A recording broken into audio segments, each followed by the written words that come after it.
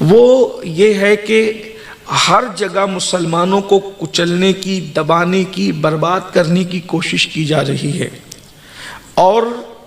کسی ایک ملک کا یا کسی ایک صوبے کا یا کسی ایک شہر کا مسئلہ نہیں ہے،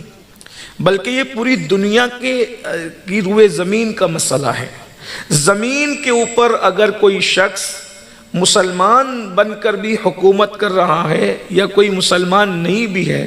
تو بھی اس کا ٹارگٹ مسلمان ہے۔ وجہ کیا ہے اس کی؟ ایک وقت وہ تھا کہ ہم جیتے تھے شان سے، ہماری زندگی بڑی شان و شوکت کے ساتھ گزرا کرتی تھی۔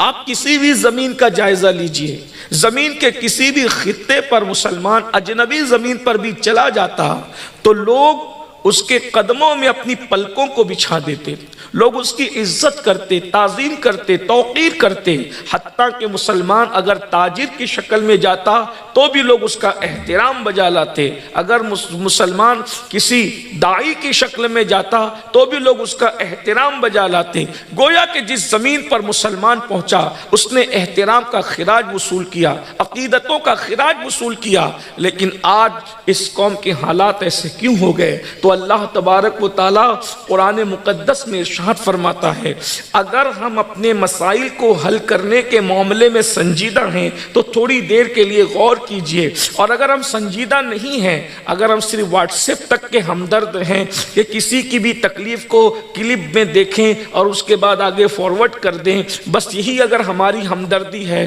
اور ہم مسائل کا حل نہیں چاہتے، تو یاد رکھیے، بڑی معذرت کے ساتھ بد دعا کے طور پہ نہیں کہہ رہا ہوں، حقیقت کے اظہار کے لیے کہہ رہا ہوں، اس وقت پوری دنیا میں مسلم امہ جو حالات کو دیکھ رہی ہے اس سے بدترین حالات ہوں گے، اور تمہاری داستان